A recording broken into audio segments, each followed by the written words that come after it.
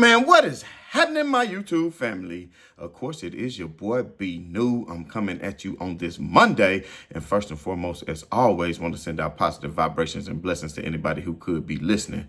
Now, with all that being said, we all know that the Los Angeles Lakers have been in a fight for their playoff lives as they look to try to move up in the standings and secure the 6th seed, which has been the goal that we've been talking about for the past few weeks. And of course, we know losing to Sacramento Kings twice over the course of the last week or so did not help the Lakers one bit as they look to move up in the standings. But we know the Lakers have been playing good basketball as of late, especially on the offensive side. If you haven't listened to the last show that we did when we talked about the Lakers' offensive prowess and how they've been moving up in the stands, then definitely go back and check that out. But anyway, first, before we get into what we want to talk about as far as the Lakers and their chances to maybe perhaps secure a 6th seed, because I, for one, still think that is possible, especially with the good basketball that they are playing, although the teams in front of them have been playing good basketball. But we're going to talk about that more in just a moment. First, going to go ahead and talk about the Lakers matchup on yesterday with the Indiana Pacers, which won me quite a bit of bread because I knew the Lakers matched up well against the Indiana Pacers. They played them already in the in-season tournament that basically did not count as a regular season game. So you throw the stats out the window because they're basically virtual, if you want to say that, which is strange. But anyway, the Lakers went and took care of business on yesterday. I'm sure they are not happy that the final score was 150 to 145. So a lot of people might say not a lot of defense was being played, but if you want to say that, then you must look at this is not a record for the Los Angeles Lakers in points.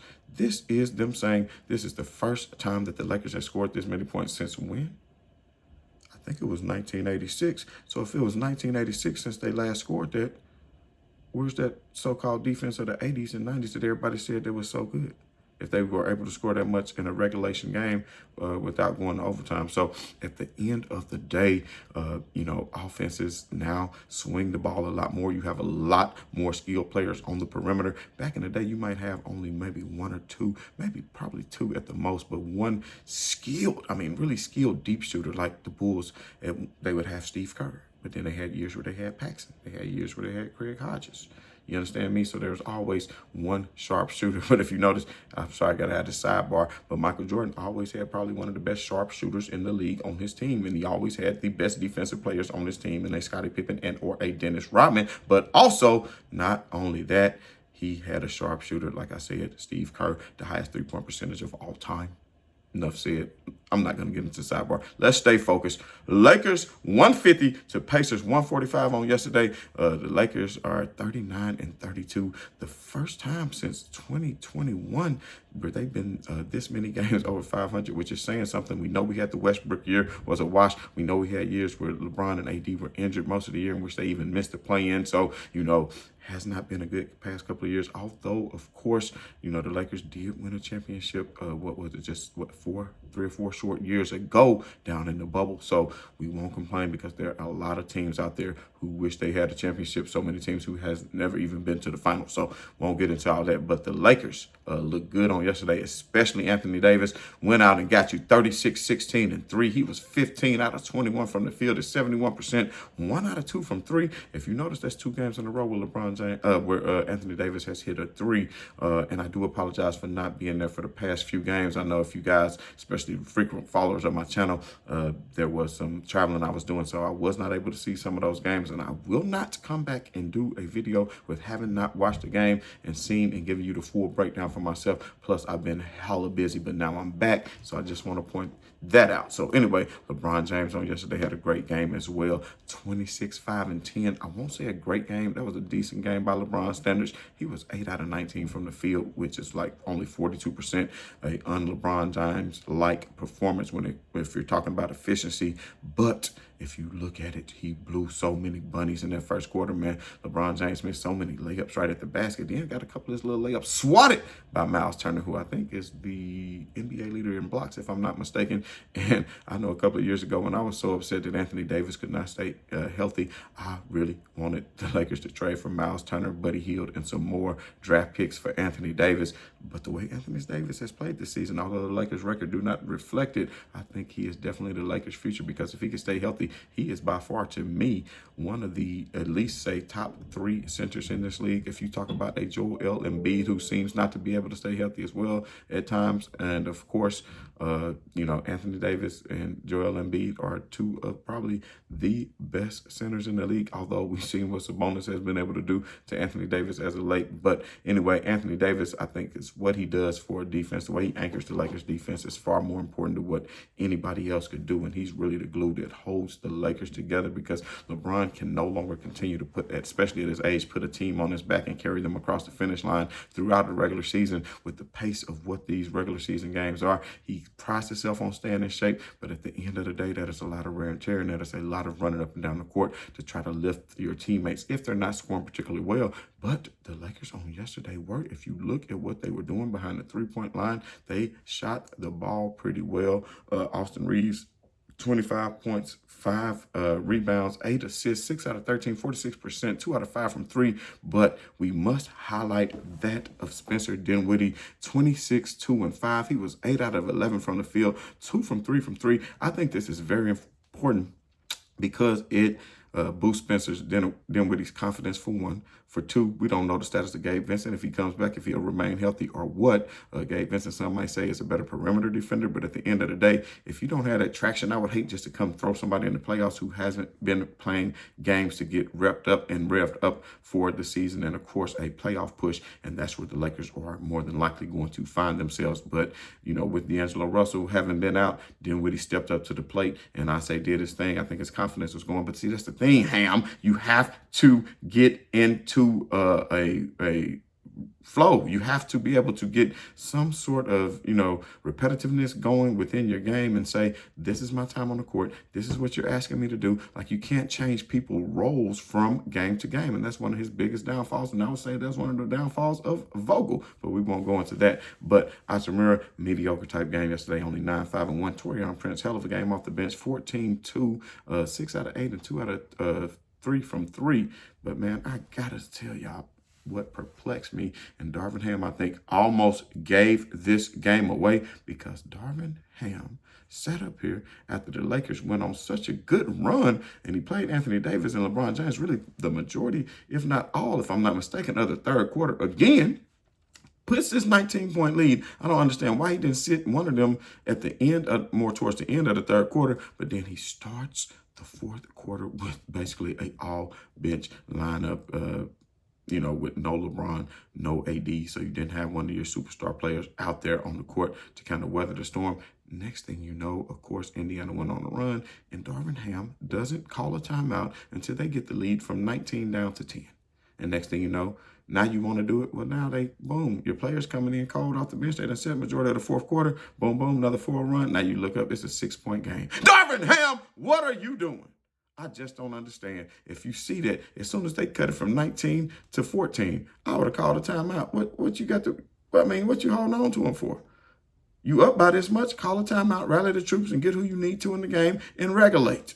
There's no way that the Lakers should have been battling for this game in the waning minutes of the game and have that game losing to 19. And I know leads disappear in this league. That's part of what this league is now, because you have so many skilled players on the outside of the perimeter, as I alluded to before. But there's no excuse, Darvin Ham, for you to come with that lineup in the fourth quarter and allow that lead to evaporate before making the proper and necessary adjustments. But anyway, we're going to stop talking about that game because it's over and done with. The Lakers did win, and of course, Golden State lost. And man, Steve Kerr did some questionable things on yesterday when it came to Steph Curry. They were up, and then you set him and you didn't bring him back. And I know he's on a minutes restriction or whatever as he comes back nursing his ankle injury or whatnot. But you're talking about being up by 4 by the time you bring Steph Curry back with 6 minutes left in the fourth. You're down by 7. But we're not mad at you as Lakers fans, because that only helped the Los Angeles Lakers out. So now, if you look up at the standings, and I want to talk about what we were saying before, as far as the Lakers having a chance to perhaps move up to that 6th spot. So let's just take a look at this. If you look at the Los Angeles Clippers, I think they will solidify and keep their fourth spot. The Pelicans is a team we may need to watch for. They got some tough games coming up, but to be quite honest, I think the Pelicans are playing fantastic basketball. The Lakers owned them in the in-season tournament, and I think they really said, you know what, no, let's make a change, and they did. And the Lakers, if you remember, went like 3-13 right after the tournament and really fell off. But if you look at the Lakers outside of that stretch, they've been a great team for most of the season. If they wouldn't have had that bad stretch after that lag of the in-season tournament or whatever, they was just feeling too good about themselves and not playing well. And of course, they dealt with some injuries along the way too. But, you know, the Lakers would probably easily be in the third or fourth seed right now, but, you know, they're not. So here they are again, same position as they were last year, although you said you would come in with this team in fully healthy and ready to go, although there were injuries along the way, as I said. But with the full training camp ahead of them, you thought that they would not be in this position. But as I digress, let's take a look at the standings.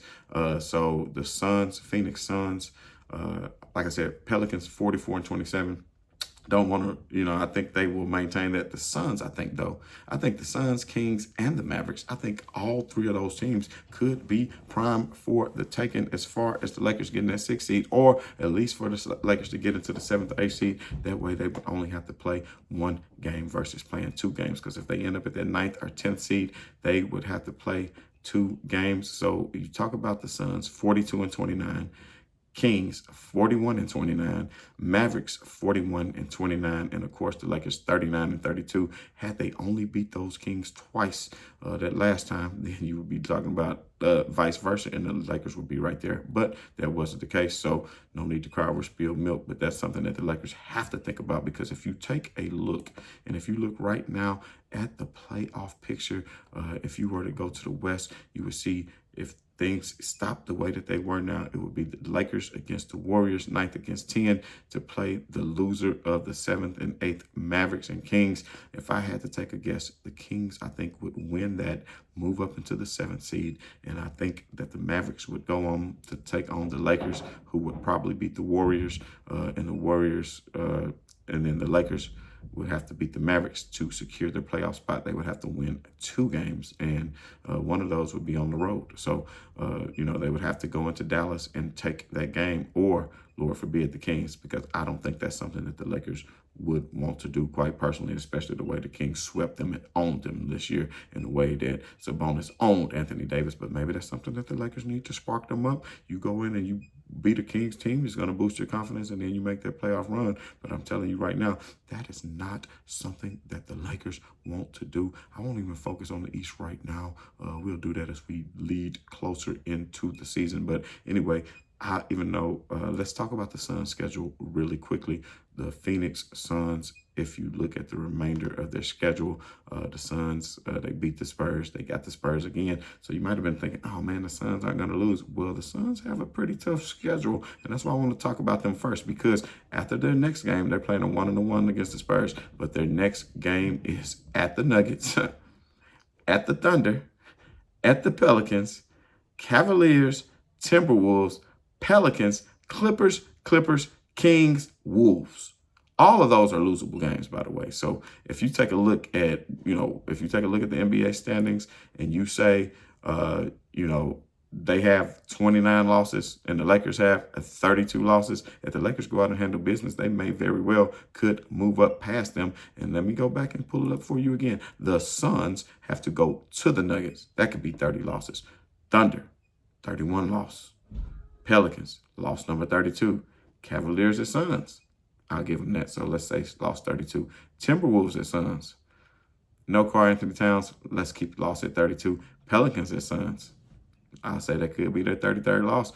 Clippers at Suns, that could be their 34th loss. Suns at Clippers, especially if the Clippers trying to stand and keep that top 4 ranking, that could be the Suns' 35th loss. Then the Suns got to go to the Kings. And, the Kings are battling for playoff spots, so that could be their 36th loss. And then finishing at the Timberwolves, who may be trying to fight for their seeding as well. So you talk about that right there. You could easily say out of the Suns, 2, 4, 6, 8, 10 remaining games, 11 if you count the Spurs. I won't even count that. But out of those 10, they could easily lose 5 or 6 of those games. So they're going to have to step their game up. So we'll see about that. So now you take a look at the Mavericks right? Who are right there, with the Lakers. If you're talking about standings, all those teams all had 29 losses. Unfortunately, the Lakers, 32 losses.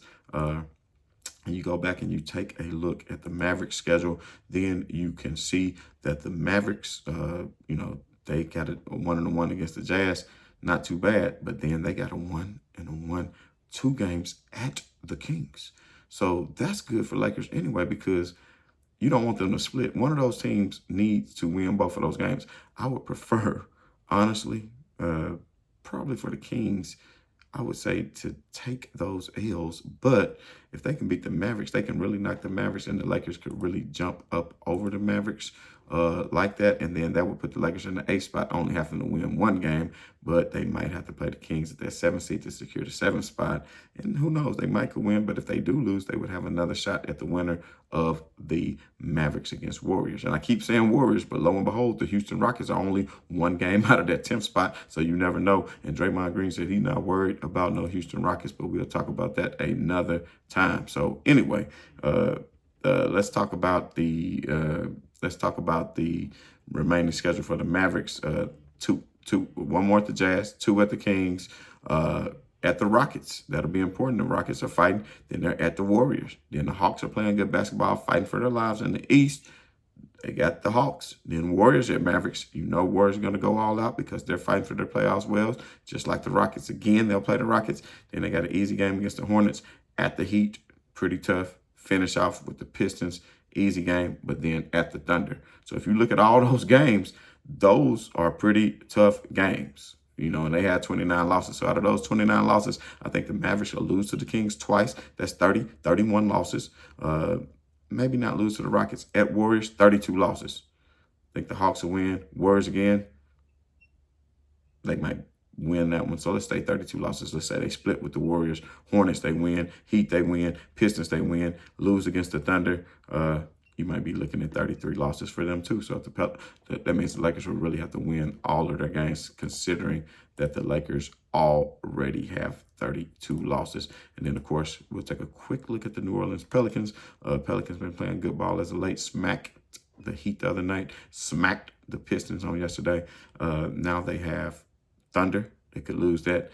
They have some tough games. The next 3 for the Pelicans is Thunders, Bucks, Celtics, Suns, Magic. Those are all tough games. Then they got Spurs, easy. Suns will be 1. Trailblazers, easy. Kings, Warriors, and, of course, to finish the season with the Lakers in what might be an important game. So as we get closer, these are going to be very interesting. So we'll take, lastly, a look at Sacramento Kings schedule. If you look at the Kings schedule, they got the 76ers, as we all know, play well. They smacked up the Clippers. Oh, they couldn't do it to the Lakers, though. And then, of course, the Mavericks. And the Mavericks, as we just said earlier, then they have the Jazz. They got the Clippers. At the Knicks, that won't be an easy game. At the Celtics, that won't be an easy game. Nets, Thunder, at the Thunder, Pelicans, Suns, and finish the season with the Blazers. So if you look at their 29 losses, if I said before that they would beat the Mavericks twice, I think they'll beat the Jazz. Maybe lose to the Clippers. Maybe probably beat the Knicks. Lose to the Celtics. Maybe lose to the Thunder. Maybe lose to the Suns. I really probably got them only losing 3 more games. And if that's the case, then the Kings would finish with 32 losses, and the Lakers already had 32 losses. So I doubt the Lakers could leapfrog them. Although the Kings may move into the 6th spot if they do that, and that might be good for the Lakers if the Lakers could get the 7th, and then the Lakers could have the Mavericks get 8th or the Suns, either way, and that would be better for the Lakers. And if they get the 7th spot, then they could play the Thunder in the first round, which would be a great matchup. And then, of course, the Suns, of course, would play the Timberwolves in the first round. I mean, not the Suns, but the Kings would then play the Timberwolves in the first round, and that would be good for the Lakers because who knows, maybe the Timberwolves can get rid of the Kings and do the Lakers a favor. Maybe somebody can get rid of the Nuggets for the Lakers and do them a favor, because if the Lakers end up in that 8th seed, they would actually have to take on the Nuggets in the first round, and maybe that's what the Lakers need too. Or it might be an early exit because, as we know, the Nuggets have had their number. Bringing Vanderbilt back healthy will be key, but there's a lot to talk about in that regard, and we'll get more to it. But anyway, man, I thank everybody. If you haven't done so already, hit that like, hit that share, hit that subscribe, and as always, it's been your boy B New. I'm saying right on to the real, and much love to these haters. I'm out.